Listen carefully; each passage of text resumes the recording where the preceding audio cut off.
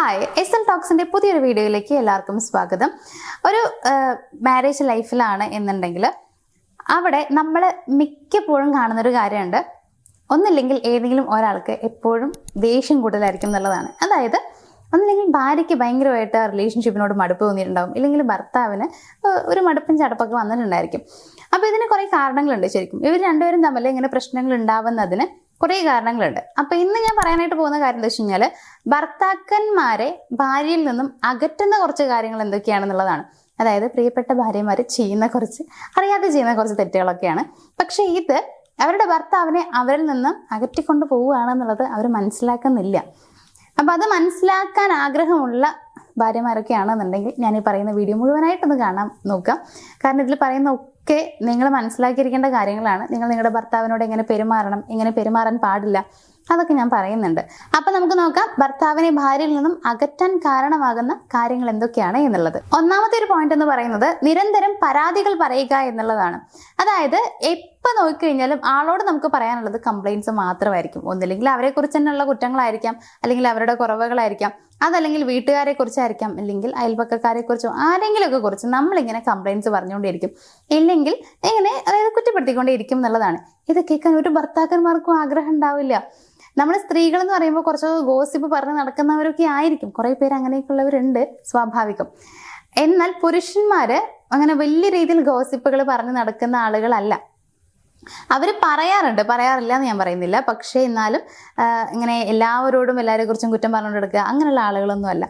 അപ്പോൾ ഇവർക്ക് വേണ്ടതും കുറച്ച് സമാധാനമാണ്. അപ്പോൾ അതുകൊണ്ട് തന്നെ നമ്മളിങ്ങനെ ഇങ്ങനെ കുറച്ച് നേരം ഇരിക്കുമ്പോഴത്തേക്കും പോയിട്ട് ഇങ്ങനെ കുറ്റങ്ങൾ പറഞ്ഞുകൊണ്ടിരിക്കുമ്പോൾ ഇവർക്കത് കേൾക്കാൻ തീരെ താല്പര്യം ഉണ്ടാവില്ല.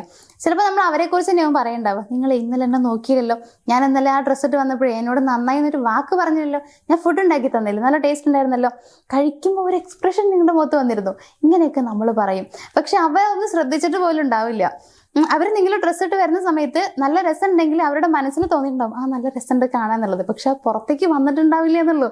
നിങ്ങളത് ആഗ്രഹിക്കുന്നുണ്ട് എന്നുള്ളത് ആ ഒരാൾക്ക് ചിലപ്പോൾ അറിയണ്ടാവില്ല.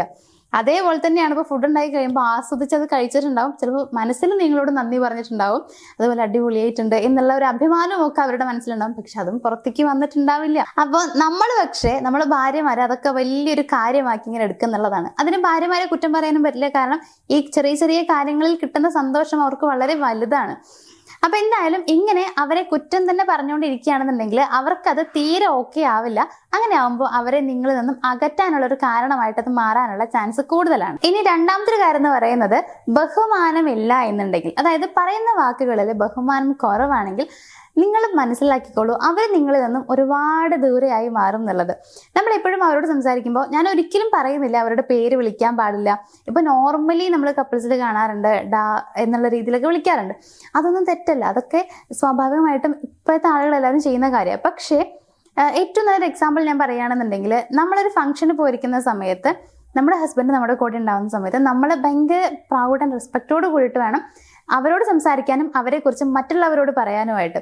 അതല്ലാതെ ബഹുമാനമില്ലാതെ സംസാരിച്ചു കഴിഞ്ഞാൽ ഒരിക്കലും അതവർക്ക് സഹിക്കാൻ പറ്റില്ല. ഇപ്പോൾ പുരുഷന്മാരെ കുറിച്ച് പറയുകയാണെങ്കിൽ അവർ ഏറ്റവും കൂടുതൽ ഇമ്പോർട്ടൻസ് കൊടുക്കുന്ന കാര്യങ്ങളിൽ ഒന്നാണ് ഈ ഒരു റെസ്പെക്ട് എന്ന് പറയുന്നത്. അപ്പോൾ അതില്ലാതെ നമ്മൾ പെരുമാറി കഴിഞ്ഞാൽ അവർക്ക് ഒരിക്കലും അത് ഇഷ്ടപ്പെടില്ല എന്നുള്ളതാണ്. ഇപ്പോൾ നിങ്ങൾ രണ്ടുപേരും തമ്മിലുള്ള കാര്യങ്ങൾ മറ്റുള്ളവരോട് പറഞ്ഞു നടക്കുക, ഇതൊന്നും അവർക്ക് അംഗീകരിക്കാൻ കഴിയുന്ന കാര്യങ്ങളല്ല. അതുകൊണ്ട് തന്നെ ബഹുമാനമില്ലാതെ നിങ്ങൾ പെരുമാറാതിരിക്കുക. പെരുമാറിയാൽ നിങ്ങളുടെ ഭർത്താവ് നിങ്ങളുടെ കയ്യിൽ നിന്ന് അകന്നു പോയിക്കൊണ്ടേയിരിക്കും എന്നുള്ള സത്യാവസ്ഥ നിങ്ങൾ മനസ്സിലാക്കുക. മൂന്നാമത്തെ ഒരു കാര്യം എന്ന് പറയുന്നത് അവഗണിക്കുക എന്നുള്ളതാണ്. അതായത് അവരുടെ ഇമോഷൻസിനെ ഒന്നും നമ്മൾ മനസ്സിലാക്കാതെ അവർ നമുക്ക് ചെയ്തു തരുന്ന കാര്യങ്ങളൊന്നും നമ്മൾ പരിഗണിക്കാതെ വിടുക എന്നുള്ളത്. ഇപ്പോൾ അവർക്ക് ഫീലിങ്സ് ഉണ്ടാവും, ഓഫ്കോഴ്സ് അവർക്ക് സങ്കടങ്ങൾ ഉണ്ടാവും, സന്തോഷങ്ങൾ ഉണ്ടാവും, ഒക്കെ ഉണ്ടാവും. അത് നമ്മൾ മനസ്സിലാക്കുകയാണ് വേണ്ടത്. ഇപ്പം എല്ലാ പുരുഷന്മാരും എല്ലാവരോടും അവരുടെ ഫീലിങ്സ് പറഞ്ഞ് നടക്കാറില്ല. അവർക്കൊരു വിഷമം വന്നു കഴിഞ്ഞാൽ അത് അവർ മറ്റാരോടും തന്നെ ഷെയർ ചെയ്യണമെന്ന് ആഗ്രഹിക്കാറ് പോലും ഇല്ല എന്നുള്ളതാണ്. പക്ഷെ നമ്മളത് മനസ്സിലാക്കുക എന്ന് വെച്ച് കഴിഞ്ഞാൽ എന്താണ് പ്രശ്നം എന്നുള്ളത് നമുക്ക് അവർ പറയാതെ തന്നെ മനസ്സിലാക്കാൻ കഴിയണം എന്നൊന്നും ഞാൻ പറയില്ല. കാരണം നമുക്ക് ദിവ്യശക്തിയും കാര്യങ്ങളൊന്നുമില്ല. പക്ഷേ അവർക്കൊരു വിഷമം ഉണ്ടെങ്കിൽ എന്തോ ഒരു പ്രോബ്ലം അവരുടെ മനസ്സിലുണ്ട്, അത് അവരെ അലട്ടിക്കൊണ്ടിരിക്കുന്നുണ്ട് എന്നുള്ളത് മനസ്സിലാക്കാൻ നമുക്ക് കഴിയണം.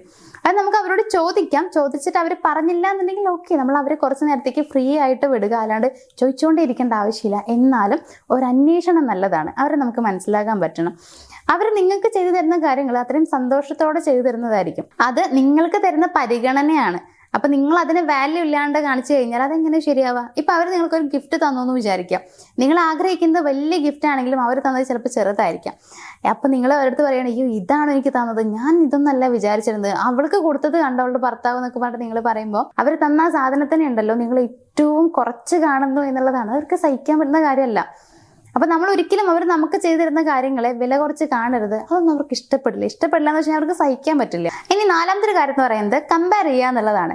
ഈ കമ്പയർ ചെയ്യാൻ പാടില്ല എന്നുള്ളത് ഒട്ടുമിക്ക ആളുകൾക്കും അറിയുന്ന കാര്യമാണ്, എന്നാൽ കുറെ പേർക്ക് അറിയാത്ത കാര്യമാണ്. ഒരിക്കലും നിങ്ങൾ നിങ്ങളുടെ പാർട്ട്ണറെ മറ്റൊരാളുമായിട്ട് കമ്പയർ ചെയ്യരുത്. എല്ലാ ആളുകളും ആഗ്രഹിക്കുന്ന, സ്ത്രീകളായാലും പുരുഷന്മാരും ആയാലും ആഗ്രഹിക്കുന്ന ഒരു കാര്യം എന്താ വെച്ച് കഴിഞ്ഞാൽ എൻ്റെ പാർട്ട്ണറുടെ മുമ്പിൽ ഏറ്റവും നല്ല പേഴ്സൺ ഞാനായിരിക്കണം എന്നുള്ളതാണ്. അപ്പോൾ നിങ്ങളത് നിങ്ങളുടെ പാർട്ട്ണറുടെ അടുത്ത് ഇടയ്ക്കിടയ്ക്ക് ഇങ്ങനെ പറയുകയാണ്, അതായത് അവരെ കണ്ടുപഠിക്കുക, അല്ലെങ്കിൽ അവർ കണ്ടോ എന്ത് അടിപൊളിയാണെന്നറിയോ, അവൾക്ക് എന്തൊക്കെ ചെയ്തു കൊടുക്കുന്നുണ്ടെന്നറിയോ, അവളെ എവിടെയൊക്കെ കൊണ്ടുപോകുന്നുണ്ടെന്നറിയോ, ഇങ്ങനെയൊക്കെ പറയുമ്പോൾ നിങ്ങളുടെ മനസ്സിൽ അവരൊന്നും അല്ല എന്നുള്ളതാണ് നിങ്ങൾ ഇൻഡയറക്റ്റ് ആയിട്ട് പറയാൻ ശ്രമിക്കുന്നത്. ഇൻഡയറക്റ്റ് ആയിട്ടല്ല, നിങ്ങൾ ഇങ്ങനെ ഡയറക്റ്റ് ആയിട്ട് തന്നെ പറയുന്നത്. അത് അവർക്ക് ഇഷ്ടപ്പെടില്ല, അവർക്ക് സഹിക്കാൻ പറ്റില്ല. നിങ്ങൾ എത്രത്തോളം അവരെ മറ്റൊരാളുമായിട്ട് കമ്പയർ ചെയ്യുന്നു അത്രത്തോളം അവർ നിങ്ങളെ വെറുത്തുകൊണ്ടേയിരിക്കും. ഈ ഒരു കാര്യം നിങ്ങൾ മനസ്സിൽ വെച്ചോ. ഇത് ശരിയായിട്ടുള്ള കാര്യമാണ്. അതായത് ഒരാളുമായിട്ട് നിങ്ങൾ അവരെ കമ്പയർ ചെയ്യരുത്. ഇവരാണ് ഏറ്റവും നല്ല പേഴ്സൺ എന്നുള്ള രീതിയിലാണ് നിങ്ങൾ അവരോട് പെരുമാറേണ്ടത്. ആ രീതിയിൽ പെരുമാറാൻ ശ്രമിക്കുക. കമ്പാരിസൺ അവർക്ക് സഹിക്കാൻ പറ്റില്ല എന്നുള്ളത് മനസ്സിലാക്കുക. ലാസ്റ്റ് പോയിന്റ് എന്ന് പറയുന്നത് മറ്റൊന്നല്ല, മിണ്ടാതെ ഇരിക്കുക എന്നുള്ളതാണ്. അത് മിക്ക സ്ത്രീകളും ചെയ്യുന്നൊരു കാര്യമാണ്. ദേഷ്യം വന്നു കഴിഞ്ഞാൽ മുഖം വീർപ്പിച്ച് ചട്ടിയാക്കിയിട്ടിരിക്കും. അപ്പൊ അത് കാണുന്ന ഭർത്താവിനെ സഹിക്കാൻ പറ്റില്ല, തീരെ ഇഷ്ടപ്പെടില്ല. അപ്പൊ അതുകൊണ്ട് തന്നെ നിങ്ങൾ മിണ്ടാതിരിക്കണ്ട. നിങ്ങൾക്ക് കാര്യം എന്തെങ്കിലുണ്ടെങ്കിൽ അവരോട് ഡയറക്റ്റ് ആയിട്ട് പറയാം. കാരണം നിങ്ങളിങ്ങനെ മിണ്ടാതിരിക്കുമ്പോഴത്തേക്കും അവർക്ക് ഭയങ്കരമായിട്ട് പ്രഷർ കയറും, അവർക്ക് ഭയങ്കര ടെൻഷൻ ആവും. അയ്യോ ഇത് എന്തിനാണ് ഇങ്ങനെ മിണ്ടാണ്ടിരിക്കുന്നത്, എപ്പോൾ നോക്കിയാലും മുഖം ഇങ്ങനെ വീർപ്പിച്ചിരിക്കുന്നത് കാണാം. അത് അവർക്ക് അവരുടെ സമാധാനം ഇല്ലാതാക്കും. അപ്പൊ സമാധാനം ഇല്ലാതാക്കുന്ന ഒരു സാഹചര്യം വന്നു കഴിഞ്ഞാൽ നിങ്ങളോട് അവർക്ക് ദേഷ്യം വരും, വെറുപ്പാവും. അപ്പൊ അതിലേക്ക് കൊണ്ടെത്തിക്കേണ്ട ആവശ്യമില്ല. മിണ്ടാതെ ഇങ്ങനെ സൈലന്റ് ആയി ഇരിക്കുന്നത് തീരെ പുരുഷന്മാർക്ക് ഇഷ്ടമല്ലാത്തൊരു കാര്യമാണ്. അത് മാറ്റിവെക്കാം. അപ്പൊ ഇത്രയും കാര്യങ്ങളൊക്കെയാണ് സാധാരണ ഭർത്താക്കന്മാരെ ഭാര്യയിൽ നിന്നും അകറ്റുന്ന കുറച്ച് കാര്യങ്ങൾ. ഇതിനപ്പുറത്തേക്ക് കുറെ ഉണ്ട്. പക്ഷെ എന്നാലും ഈ ഒരു വീഡിയോയിൽ ഞാൻ ഈ 5 കാര്യങ്ങൾ പറയുന്നത്. അപ്പൊ ഭാര്യമാര്, നിങ്ങൾക്ക് എപ്പോഴും ആഗ്രഹം ഉണ്ടാവും നിങ്ങളുടെ ഭർത്താവ് നിങ്ങളുടെ കൂടെ തന്നെ എപ്പോഴും എല്ലാ കാലത്തും ഉണ്ടായിരിക്കണം എന്നുള്ളത്. അങ്ങനെയാണെങ്കിൽ ഞാൻ ഈ പറഞ്ഞ കാര്യങ്ങളൊക്കെ നിങ്ങൾ ചെയ്യുന്നുണ്ടെങ്കിൽ അതൊന്ന് മാറ്റുക. കാരണം അങ്ങനെ ചെയ്തു കഴിഞ്ഞാൽ ഒരിക്കലും നിങ്ങളുടെ ഭർത്താവ് നിങ്ങളുടെ കൂടെ ഉണ്ടാകും എന്നുള്ളതിന് ഒരു ഉറപ്പും പറയാൻ പറ്റില്ല. അപ്പൊ അതുകൊണ്ട് നിങ്ങളുടെ ഭാഗത്തുള്ള മിസ്റ്റേക്കുകൾ നിങ്ങളായിട്ട് തന്നെ ശരിയാക്കാനായിട്ട് ശ്രമിക്കാം. അപ്പൊ എന്തായാലും ഇന്നത്തെ ഒരു വീഡിയോ ഞാനോട് വെച്ച് വൈൻഡപ്പ് ചെയ്യാണ്. നിങ്ങൾക്ക് എന്തെങ്കിലും സംശയങ്ങളോ കാര്യങ്ങളൊക്കെ ഉണ്ടെങ്കിൽ ഒന്ന് കോൺടാക്ട് ചെയ്ത് ചോദിക്കാം. നമുക്ക് മറ്റൊരു വീഡിയോയിൽ കാണാം. താങ്ക്